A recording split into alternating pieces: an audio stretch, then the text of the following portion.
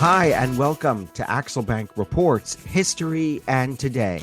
Conversations with America's top nonfiction authors and why their books matter right now. I'm Evan Axelbank, and today we're going to speak with Cathryn Prince, the author of For the Love of Labor, The Life of Pauline Newman. Cathryn's written 7 books now and has written for the Christian Science Monitor and the Times of Israel, and is an adjunct professor at Fordham University in a little borough called the Bronx, which I'm from. I'm also honored to call Professor Prince a friend. Thanks so much for being here, Cathryn, for now your second appearance on the show. Good morning, and so excited to be here, Evan, and speak with you. It's the best. It's awesome to have you back. Before we start our interview, I want to invite listeners to our Patreon page to ask for your support in keeping the show going. Go to patreon.com/AxelbankHistory. We will donate part of your contributions to a charity for children's literacy. On March 25th, 1911, New York and the United States lived a nightmare.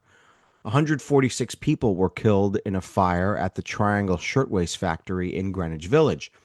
As the country would soon learn, the conditions at the factory had played a huge role in how many were killed. There would be major reforms over working conditions and fire codes and child labor. One of the people who knew what it was like to work there was Pauline Newman, who worked there as a child for about 7 years. She wasn't there when the disaster happened. She left a little bit before, a couple years before. But first of all, Cathryn, what were her impressions of working there? She was there for 7 years. Did she sense the danger that she and the other children were in? That's a great question to start with because listeners might not realize, but we are now marking the 115th anniversary of the fire. Pauline Newman was a child laborer who, as you mentioned, started at the Triangle Shirtwaist when she was a preteen. And so she knew full well what it was like to work there, to be locked inside for upwards of 12 hours a day. So when she started, her job was snipping threads off buttons and kind of cleaning up the lint and little fabric scraps, and then ultimately progressed to other jobs. It was dark, it was stifling, it was unsanitary. People's bags were inspected upon leaving. They had a very tiny lunch break. If you were late for work, you would either be docked pay or fired on the spot. It was also dangerous. The equipment was dangerous.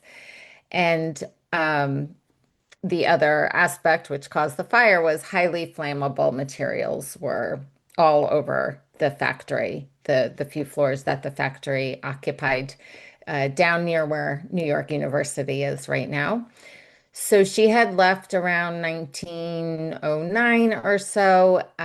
She was working in Philadelphia at the time, and she rushed back to New York City as quickly as possible when she heard about it because she knew many of the victims, either the injured or the dead, and just remembered how extraordinarily dangerous the working conditions were. Before we get to the rest of her life and why she made such a big impact, I want to just mention that AxelbankHistory.com is designed by Nikki Rideout of Ellie Claire Designs. It has our most recent episodes, featured episodes, and also a link to the Patreon page that I mentioned. So check out Nikki's work. This is the first full-length biography of Pauline Newman's life. There is also a federal judge by the same name. That is not who we're talking about. She's apparently the longest serving judge, like in America. Yeah. Why do you think you were the first one to decide to take her story on, the life of the labor activist Pauline Newman? Was that story buried? I don't know that it was so much buried her story, but it became, I think, overshadowed by some of the other labor leaders. And I don't think intentionally, but someone like Frances Perkins, who has been written about a lot, Rose Schneiderman, Clara Lemlich got a little bit more of the limelight. So I'm not sure. I don't really have a good answer why we don't know more about her, especially given that so much of what she championed is are issues that are not fully resolved Is it a today. comment on the value that our society and even historians place on organizers as opposed to the giants of those eras, Teddy Roosevelt, Woodrow Wilson? I think there's something to be said for that. I think her role as the first female organizer for the ILGWU got subsumed by some of the male organizers and leaders of the labor movement. I think that we have tended to look at unions in this country in perhaps not always the most admiring fashion for the work that they're doing. So I think that might be part of it. And I think that while she did not mind publicity, she wasn't always the face of what was going on. There were some incidents, and that I'm sure we'll get into, where she definitely got press and people knew who she was. But I think that that is also part of it. So about her working in that factory, you said that sometimes she, and you have some really great lines in here, by the way, really great writing. It's really nicely written. Um, about her working in the factory, you said sometimes she ached of pains that were usually reserved for women 5 times her age, but it hadn't always been like that for her. She came from another world entirely. Where was she born and what type of family was she born into? Pauline Newman was born in Kovno, Lithuania. Today is Kaunas, Lithuania. She was born into a poor Jewish family. Her mother sold fruit in the market to help make ends meet, and her father ran the local cheder, which is like a Jewish day school. They were always constantly trying to figure out how to make ends meet. Pauline didn't describe it, though, as poor intellectually or poor from an emotional standpoint, but it was certainly material, the material aspect of her life was really rough. Pauline very much wanted to go to school as a young girl, but she was not allowed to go to the secular school because they were from a poor Jewish family, so that was forbidden. And she wasn't allowed to go to her father's school I'm sorry, because forbidden by her family or forbidden by the society? Yeah. uh, forbidden by society. Ah, okay. Yeah. And her father's school, she wasn't allowed to go to because she was a girl. She eventually wore him down, persuaded him to let her sit in on classes. What was happening to the Jewish families there at the time? And you and I have something in common. Our families came from that part of the world, and likely experienced similar things. And they came from that part of the world, by the way, at about the same time, too, which is pretty cool. Yeah, there were a lot of those personal echoes for me as I was working on this. That at the time, anti-Semitism was always there. It was always ever present. But she's there during a time where there is increasingly violent anti-Semitic attacks, pogroms. And so that is what ultimately, that and the economic aspect is why her mother, after her father dies, decides to immigrate to America.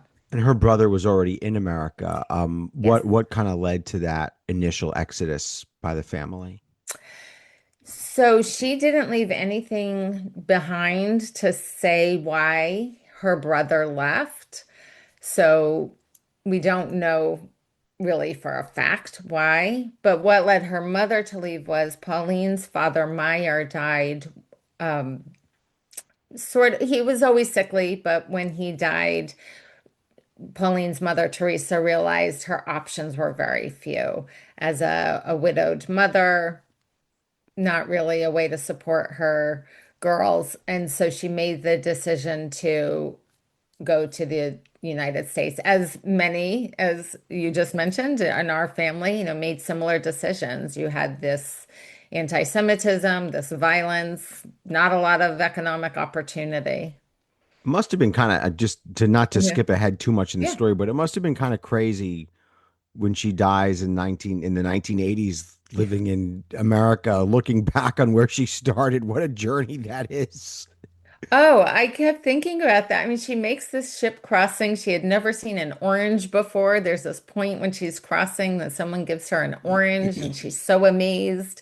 She gets to New York City. It's straight out of the, Jacob Riis photos of these tenements and push carts. And ultimately, as you mentioned, 1986, and it's a completely different, changed world, technology, socially, everything. I would say it's a long time ago, but I guess I don't want to do that too much because it's the 80s are when I grew up. So, not that long ago. In Yeah. your view, what about her background? What about her background made her not just perceptive from a young age, but also gave her a lifelong interest in organizing and to act on the perceptions that she would have? I think the first clue we have that she's going to become an activist is when she is 16 years old and she is living in this tenement, crowded, dark tenements, and the issue of rent is coming up, and and how unfair it is that landlords can essentially evict people without notice. You might go to work and come home and your belongings are on the sidewalk. So Pauline organizes her neighborhood. Ultimately, 10,000 families are involved. And this leads to the New York Times calling her the East Side Joan of Arc. She's helpful in getting rent reductions and also introducing the concept of rent caps to New York politics, which exists today. And so she moves from that, and we see this burgeoning sense of that she's going to fight for what's she feels is unfair for people to help lift people up. What type of platform does she develop for herself, and how does she develop that platform in getting her message out to the media? So, very old school, as you can imagine, in the early 1900s, she literally does the, standing on the soapbox on the street corner talking about things. She also starts writing. So she is self-educated. She never has formal education. She starts writing for the Forward around this time, writing about the conditions of the factories, writing about how things ought to be better. Because don't forget, she's also working in the sweatshops while she's doing this. And she starts networking with other like-minded women and men to get these messages out. There are times throughout the text where you're able to quote from her directly. I was kind of shocked to see, I was like, wait a minute, whoa, how do you have these direct quotes? But that's because she had an unpublished life. I'm sorry, an unpublished autobiography that's stored in the great American town and producer of geniuses and reporting idols, that is Ithaca, New York. How fortunate was that to have a autobiography of hers that you could pull from directly? And also, why was it unpublished? So we don't know why it was unpublished. I think primarily she wrote it for her two grandsons, Hugh and Michael Owen. And having that to start, that was one of the first primary source documents I had, which just felt like such a gift. And she also was extraordinarily prolific. So there are thousands of letters that she wrote to colleagues, to her lifelong partner, Frida, to her grandsons. There's postcards. There were her day books and her journals. So for a researcher, this is, I felt like I was, found the X marks the spot, the treasure chest. I mean, it was incredible. Oftentimes, I'll interview people on this show who are writing books about major figures, George Washington, Abraham Lincoln, FDR, what have you. And there have been 40,000 books written about those folks, and they often draw on the scholarship of other people. How challenging was it for you to take a dive into a first full-length biography without a biography, let's say that had been written 30 or 40 years before, and you're really the first one doing it? What's it like to pave the trail as a writer? There were definitely some challenging moments. There were biographies of some of the other women that she worked closely with, so that helped, and there might be mentions of her. Um, And then there are, of course, the what think of more as like a biography of a movement or of an era. So that certainly helped a lot, reading a book about what was going on in 1929 or 1909. But putting her into context, I felt like sometimes I was kind of circling it, reading the work of a scholarship about same-sex relationships at that time period. So all of these were ways for me to situate Pauline. But feeling like this, I hope, is the first, but maybe not the last work about Pauline. Your title, For the Love of Labor, is a great play on words. Is it a love for labor or is it a love for labor law? What were you trying to convey with that play on words? I think for it was really her, she had a passion for the labor movement. And so I was really trying to convey that. And I think also, I hope an appreciation by all of us who are reading this and learning about this for what that the labor movement continues to be. Um, and so that's where I was going with it. From what I gathered, the books or the idea for the book is from your editor. You said that she planted the seeds for you in this book. What were the seeds? How did you folks both stumble on this story? And what made you drawn to it and say, yeah, this could be a full length book? Sure. So I'll give a little shout out to Jill Swenson, who's been a long time editor who I've worked with, who's helped me shape my, the nitty-gritty, but the book proposal and things like this. She had sent me a small post that a colleague of hers who worked for the Ithaca Public Library, so shout out to Ithaca, Mhm. And and it it's was the a small. second one on this episode, huh? How Right? about that?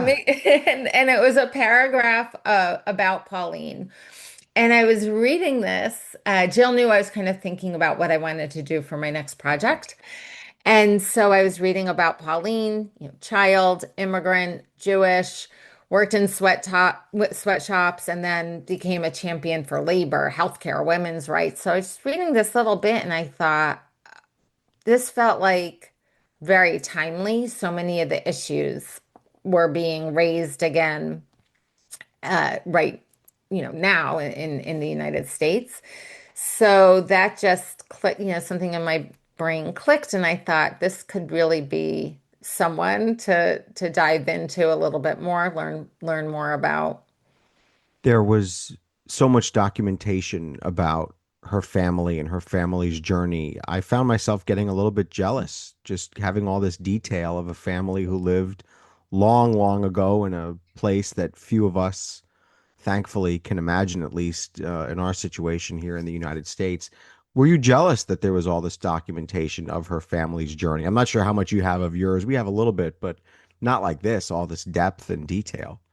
Oh, I thought about that a lot too. I think we have a lot of family lore when I think about Right. my Two different things. Yeah. right?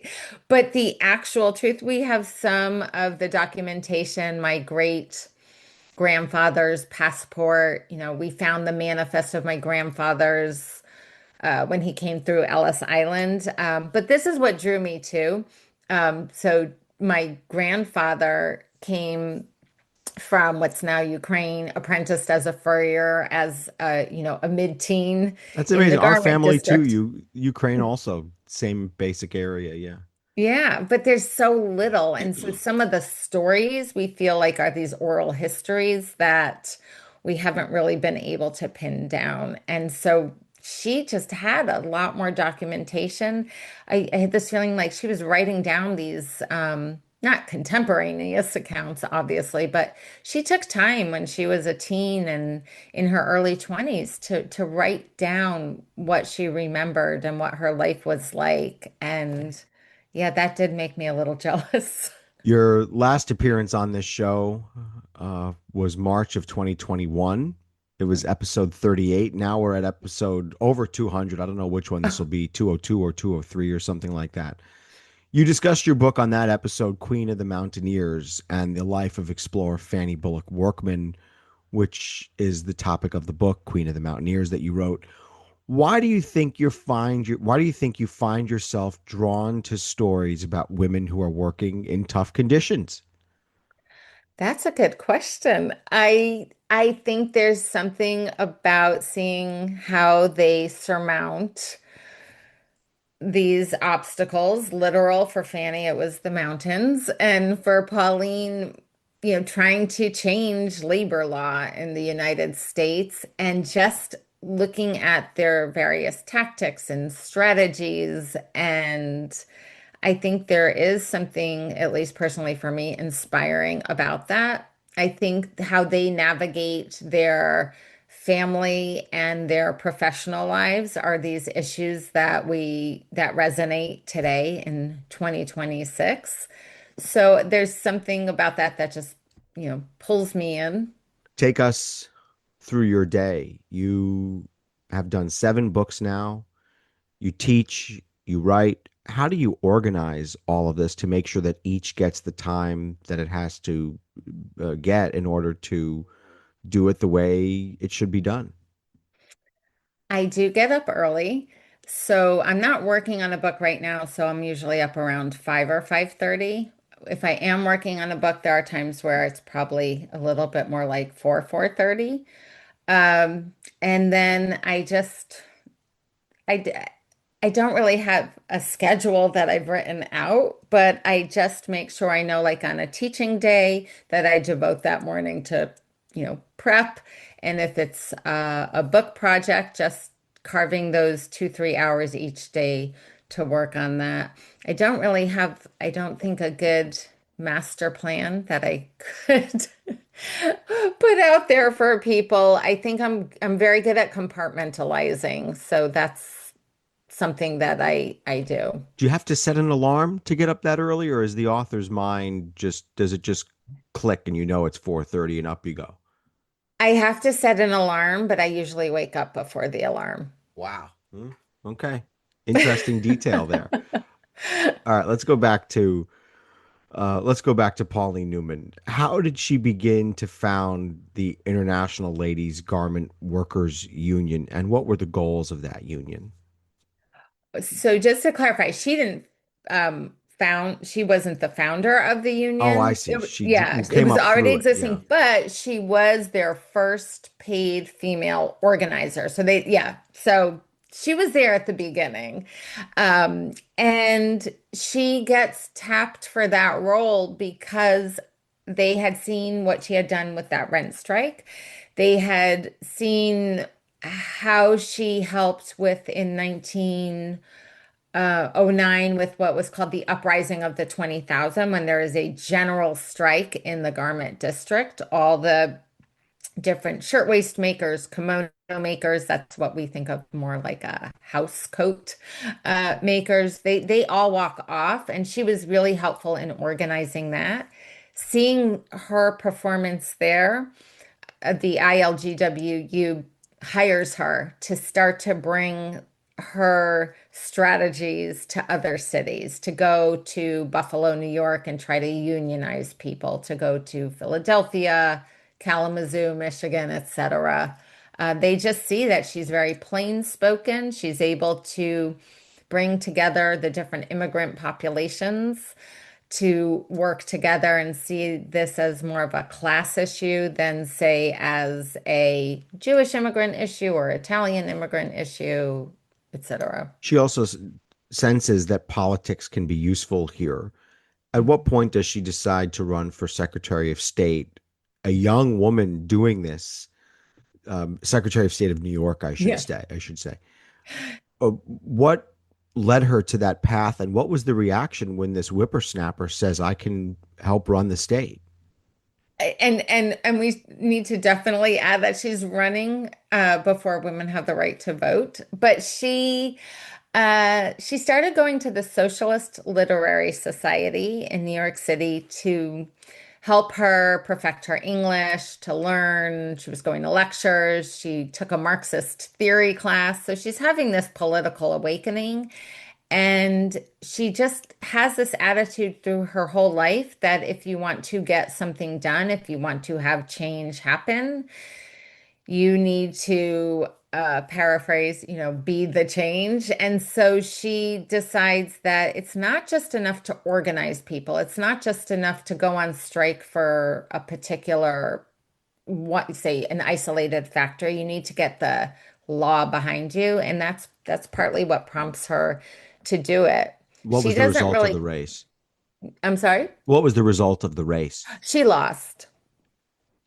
What I don't remember the margin, but she also ran for Congress at one point, also as a socialist. were those races effective at getting her views out there and making the change in a way that goes beyond just someone sitting in elected office? Yes, I think they were also ways for her. We talked a little bit earlier about her platform and getting her message out.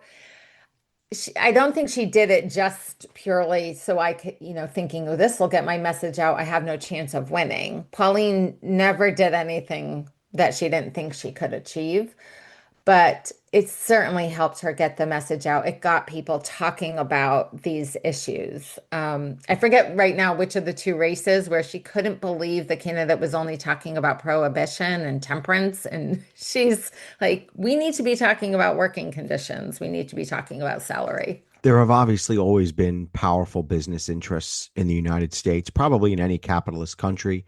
What did she sense about the effectiveness of strikes and how a strike could move the needle when it comes to the interests themselves, the business interests, and their dependence on workers? And how did she determine when it was the right time to stage a walkout?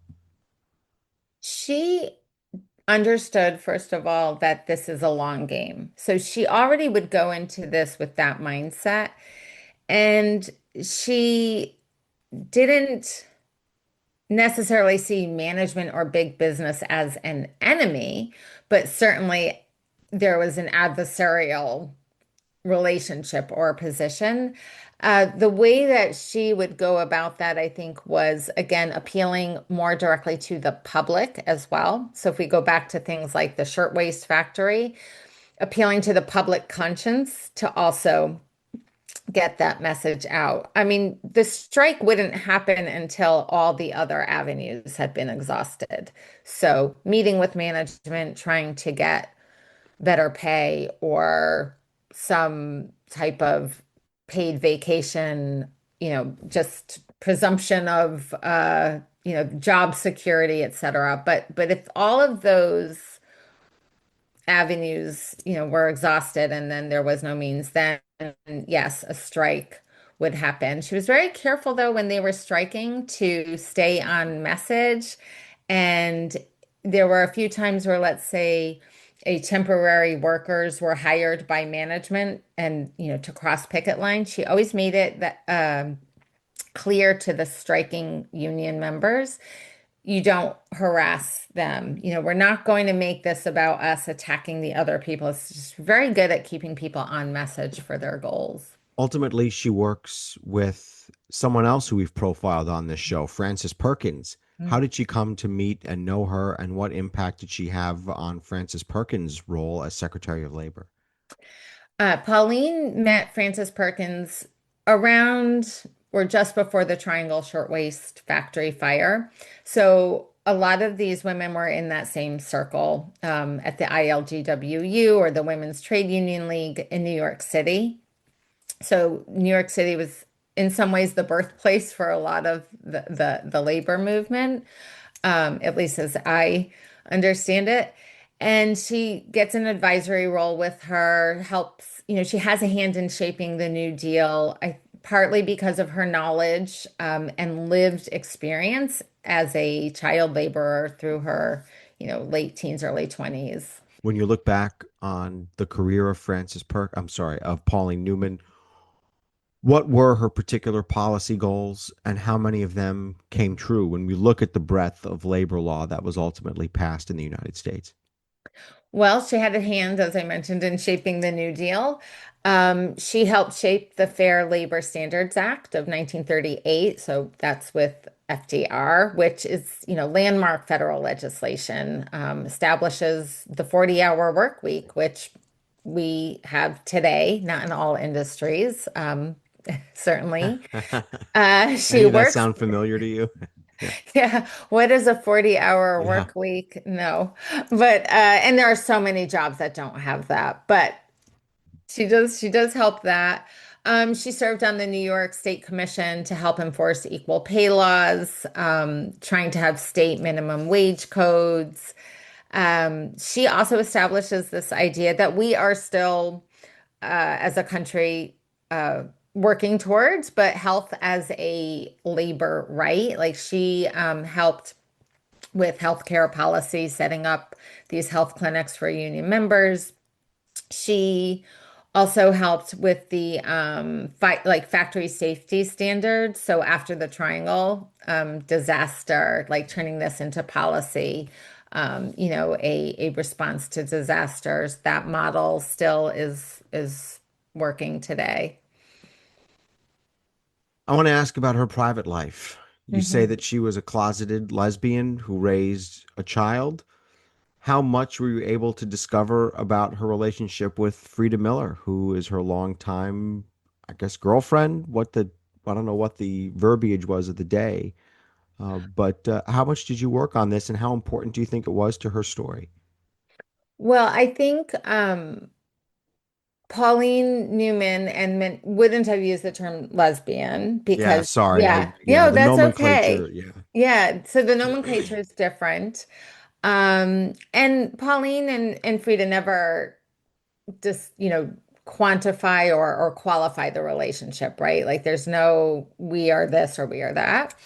But the two of them, I think, to back up for a minute, their relationship is so impactful on both of them. Because Frida Miller is an economist who is also involved in the labor movement, shaping policy as well. They have a 50 years long partnership. They meet um, shortly before the Triangle Shirtwaist Factory fire. Actually, when Pauline is in Philadelphia, she's working with Frida. Frida had first asked Pauline to come down to Philadelphia to work with her down there. And it's down there that their relationship blossoms. They They lived together for like 50 years. Yeah, on and off. So they do have readers will discover there's a bit of a tumultuous period in this long relationship. They have very, very different backgrounds. Frida is not Jewish, Pauline is Jewish, which does come into play a little. Frida has had higher education. She went to University of Chicago, was pursuing a PhD. So that's a difference. These are some of the opposites attract and then later sometimes cause some issue. But they do also raise a daughter together, Elizabeth. Um, And what became of her? of Elizabeth. Yeah. So Elizabeth grows up. She also gets involved in working in, economics and labor issues. Elizabeth, I forget what year right now, what that she died, but Elizabeth marries and has two sons, and so Pauline becomes granny to those two. That's Michael and Hugh. Um, Elizabeth never calls Pauline mom or mama or anything like that. She's always Pauline or Paul. But as any parent will appreciate, or a two-parent or two-partner household will appreciate, is that there's a lot of issues and tensions about working and who gets to travel for work and who's staying home and who's, the hands-on parent. And so I felt like that was really important to understand Pauline's inner life, her personal life, to understand how she was professionally, her more forward facing. How did she foreshadow and her struggles foreshadow feminism of the 60s and 70s? I think there's a couple areas that go earlier. So if we were talking about I mentioned, I think Samuel Gompers before. If I didn't, he was the leader of the ILGWU. And it just, this little statistic comes out in the book around 1935. 10% of the executive board of the ILGWU are women. And the reason I'm bringing that up is that there's this feeling throughout Pauline's, heyday, that women are temporary workers, they're destined for marriage. So even though the ILGWU membership is mostly women, there is still this idea of, yeah, we don't, have to do too much for them because they're just going to get married and not work. I think all of that plays into this idea of in the 60s, not just an idea, but the feminist movement in the 70s of, equal rights, equal pay. Women are going to want to work and raise children. Pauline is really pushing for what they called maternity insurance in the 20s, which is what we call family leave today. So all of those issues, you know, come out more in the 60s and 70s And again. what was her reaction to those movements as she got older and had lived and seen so much? So it may surprise some people to learn that in the early years, the ERA has been something equal rights amendment that has been since, the 20s or 30s. Pauline initially opposes the Equal Rights Amendment, as does Eleanor Roosevelt, as does I think Frances Perkins, because they're rooted in this like very class-based pragmatism. So this is where I think we can see a shift in her focus and her views. So she opposes it initially because they felt like it's kind of a luxury of equality. It matters if you're a white collar worker, not in a factory. Later in the 70s and 80s, she starts to see this as something that is important for women. Is there a modern day Pauline Newman, someone alive right now who's prominent and carrying on her flame? That's a good question. Not sure who I would name to say, who's sort of inherited her mantle. I think there are a lot of women who are doing this work. There are women, leaders now. For example, Liz Scholler. So she's the first woman to serve as president of the AFL-CIO. April Vera is the, first woman to lead the SEIU. She's working to organize what we call the unorganizable, like the, home care aides, service workers, sectors historically excluded. So I don't know if there is one person who's inherited, that, but I think there are so many women, and of course I've only named two out there doing this work. What jobs of today do you think will look back in 50 years and go, how could we have permitted that? Oh, I think that home care work and those service workers is definitely one area.